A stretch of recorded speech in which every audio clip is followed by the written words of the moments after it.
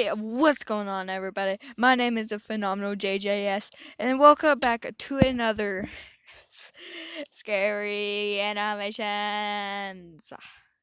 Woo! Alright, so do I have a playlist for these? I should probably make a playlist. They're all over. Alright, so we are 43 minutes into this 1 hour long video, and I intend I'm going to make this episode and another one. And I finishing it in the next one. But yes, this is different wearing a polo because it's my school uniform. I don't feel like changing and such. It's 4 o'clock anyway. I'm going to bed in like 4 or 5 hours. Well, I'm not going to sleep. I'm just going to lay in my bed, watch YouTube in my pajamas, so I'm nice and comfortable. Am I? Why did it try to go dark? I don't know. But this is not the only change. Except for this is a change that's been meaning to happen since I brought this back. Animations. Ooh yeah, we're back. The blanket's back, yo. The dog blanket is back. We're ready to get curled up and warm. I'm actually kind of cold anyway, so it's convenient. Alright. Now it looks like I'm not. I'm just got a microphone sticking out of my blanket. You know what? That's scary enough. We're sticking with a theme here. Uh,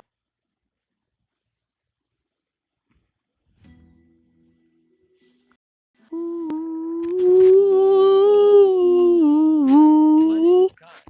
When I was 17, me Hi, and my guy. friends were hanging out one night and Mhm. decided to watch a movie, making some popcorn. The movie was a hilarious thing. We had a good time laughing and eating popcorn and other snacks. Mhm. And when the movie was done, it was around 11:30 p.m. It Mhm. already turned to pitch black outside. Yeah, as it One of does my at friends, 11:30. we'll call him Spencer, suggested that it would be a good idea to play a game of Spotlight. Spotlight is basically hide and seek, but in the dark, and the seeker has a flashlight. Where I live, my house is in a cul-de-sac, and if you walk down a little backyard, you end up at a long street. Across that street, there's a giant field that used to have a basketball court and a playground, but it's been torn down since I was 8. So now the giant field was just empty. But there were Hmm. a lot of bushes and hiding spots, and even a little cornfield, which made it perfect for a game like Spotlight. So we grabbed a few flashlights and headed to the field. After playing a giant game of rock, paper, scissors, it was decided that another friend, we'll call him Braden, was going to be the seeker. So me and Spencer went to hide together in the cornfield, since it would be hard to find someone in there. While I believe 4 other friends, John, Ethan, Liam, and my brother Cameron, went to hide all separately in different places in the field. For some information that'll be needed later on in the story, Spencer was 17, John and Ethan were 16, Braden and Cameron and Liam were 14. Once me and Spencer got comfortable in the cornfields, we started just to talk about random stuff and about the movie we watched earlier. Just as I told Spencer a joke and he started laughing, I put my finger to my lips and told him to shut up because I could hear someone rummaging through the corn and stomping on leaves. We both just sat there thinking it was Braden and hoping that he would. I then realized that it sounded like multiple people. Then Spencer said, "Wait, isn't Braden the only seeker?" My heart Maybe he dropped found into them my all. throat. I began getting scared, but tried not to say anything. I could also see that Spencer was scared too. He was about to shit his pants. Just then, we heard the men speaking to each other, and they didn't sound like of our friends. So it was confirmed there were That's not two good. other men in the cornfields with us. But I could hear some words, boys, snatch, just like that. I felt like No. time stopped. No. About a minute later, we heard them walk off, and I'm going to assume that they left the cornfield. But after the two men left, we heard someone yelling, "Get the fuck away from me! Help!" It sounded like Cameron. Me and Spencer immediately rushed out of the cornfields and went to find Cameron. Just then, everyone else came out of their hiding spots and went after the two men. Spencer and John were the tallest and most muscular, so they rushed in and beat the Muscles. shit out of him. John put one in a headlock and threw him to the ground. Then one man sprang at Spencer suddenly. Spencer screamed and took out his large pocket knife he always has with him, and then stabbed him 3 times. Excessive. To beat them, I went to Cameron, helped him to get up, and yelled for everyone to run. Spencer listened and shoved the guy to the ground, but John didn't listen and continued beating the man.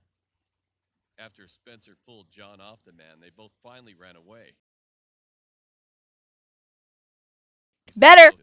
Better. He told everything to his mom, and then she called the police. When the police arrived, God dang it, this is not the time for an update! Not updating my phone right now, you piece of garbage. Left on the path where Spencer stabbed one of the men, so the police took a sample of it. I love how they're not even questioning him stabbing him. He told me that the man's Self-defense, I guess. Okay, so it's fun. The other had nothing. I was feeling a little uncomfortable about what we'd done. Then I realized that was a good thing Spencer attacked the man with the knife, because if John tried to attack that man, he could have been stabbed to death as he had no weapon. None of my friends were hurt that evening.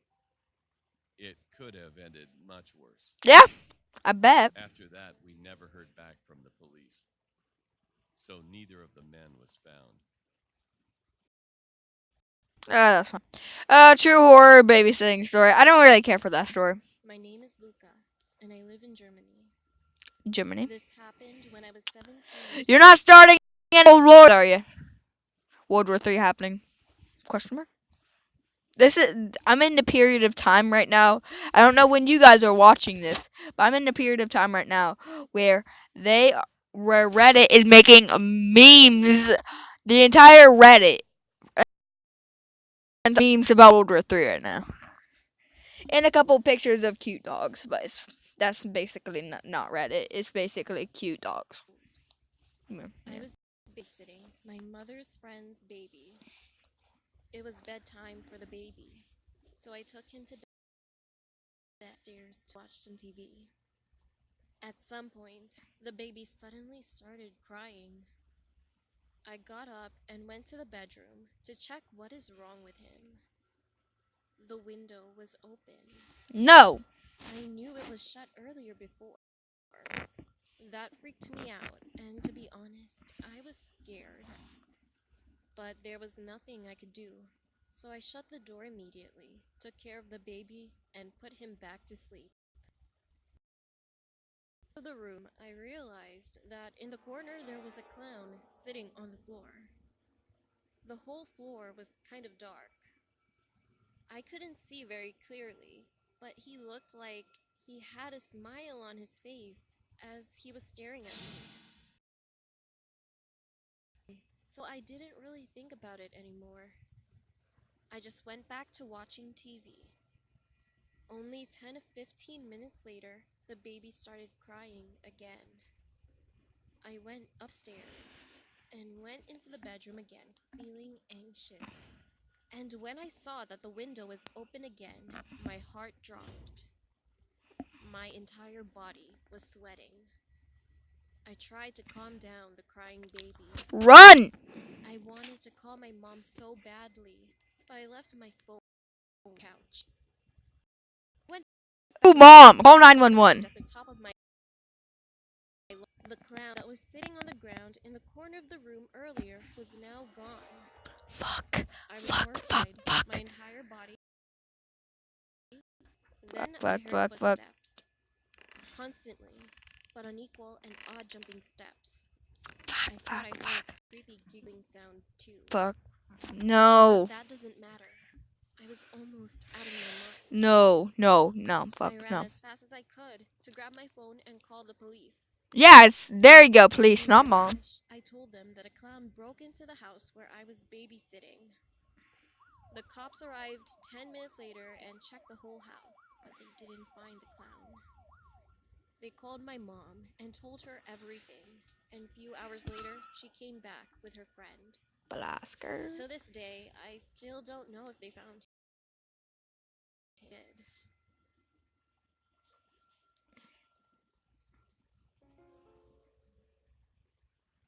I cannot get a minute of sleep when thinking about that night. I can believe that.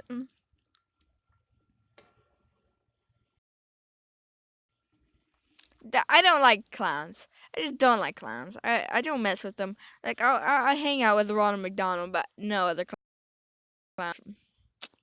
Not my thing. Not my thing. Not still just not really my thing. Especially when they're standing out in the middle of the street with a knife in the freaking street. I should do a reaction video to killer clowns. Like I know there's a certain time, but maybe I should make a video of it just for the frickin' entertainment of it. Creepy night at the elementary school. I don't like thinking that there's creepy stuff going on at elementary school. I like When I kids. was in the 11th grade, some friends and I used to be in an elementary school together. Down. When we heard the school shut down, we all decided to check out our school. This idea got my friends and I very excited. We agreed to show up at the school around 11:30 p.m. The night we chose to do this was ironically raining heavily, with the occasional sounds of thunder, which made Ironic. it a bit more unsettling. Our meeting spot was the playground, which all of us showed up at. There's just some kids over there staying for homework, which shouldn't, because that wouldn't happen at 11:30. They wouldn't be there. They'd be in bed. There's just some teachers still grading papers and stuff, and then all of a sudden they just see dudes standing out in hoodies. I'd be a little concerned as a teacher about that. Way into the school. After searching around the property, one of my friends found an unlocked window that led to the main office. All of us climbed inside the school from the unlocked window. Getting inside that school was a little unnerving. It was very dark in there, and you could barely see where you were going. But some of my friends had a couple of plans. So the Okay. main office was trashed. There were papers everywhere, with broken printers and other pieces of technology scattered around the room. Mm, Every time one of my friends would flash his light into a new direction of the office, I was afraid the light would land on a person or something. no, The not main good. office led to the main part of the school. In the main part of the school, it had a hallway and a hallway to the right of you. And straight ahead from the office was the library. Trying to get into the library didn't work. The door was locked. So we decided to go down the My school is hallway actually to the pretty right of close to us. that. Flashing that light down the dark, far, quiet hallway startled me. While walking down the hallway, we all suddenly stopped in our tracks looking at what we just saw. At the end of the hall, we saw a very tall figure that appeared Nope, to be the not woman. allowed. She had long blonde hair and she wore a torn up, dirty wedding dress. We were about 10 feet away from her. No, not allowed. But when the flashlight landed on the woman, she quickly ran into a classroom. It was very odd. My friends and I were very afraid. Why was a woman with a wedding dress standing there in this abandoned school, just staring at us? We just stood there waiting for anything to happen. Standing in that very dark hallway for 3 minutes felt like 20. Ring! Suddenly, the school fire bells went back to that main office window. As we were running, the lights aggressively flickered, making it harder to see. It was like It's weird how it looks like my light is kind of flickering like it did right there. I'm looking at myself right now. It kind of like light up and then it would just go dark. I don't know why it's doing that. The screen itself is doing. Hmm. Don't like it. someone was flicking good, making the lights abruptly switch on and off. It terrified us. Then we rushed into the main office. When we were in there, he yelled, "Oh shit!" I looked to see what he was looking at, and what I saw made me lose it. Behind us in the main office was the same woman. It was now closer. Her hair covered her eyes, but that wasn't the scariest part. This woman's mouth That looks was a little unimaginably highly over wide. exaggerated. It would be impossible for any human to open their mouth as wide as this woman's mouth. She was still staring at, but with a creepy giggling. All of us screamed when we saw this disturbing woman. We got out of that window so fast and made it outside. By the time we got outside, someone already had called the cops because of the fire bell, and my friends and I were caught. We told the Gotcha. cops there was someone else in the school and to go get them, looking for the woman we encountered. After about 30 minutes, the cops came out of the building looking unsettled. Yeah, While I was in the car, I could hear the 6 cops that entered the building telling the very unusual activity in that school. I'd say. 15 minutes later, we were escorted home by the police. My friends and I were for a long time, but we didn't tell our parents or anyone about the woman we saw. I still remember exactly how that woman looked. Her face, her hair, her wedding dress, and that disturbing mouth I can't even describe. A true horrors. Okay. Haunted house story. When I Okay. was 12 years old, my family and I moved to a new house. I was scared of it, especially my Last one. parents' room. This is last one.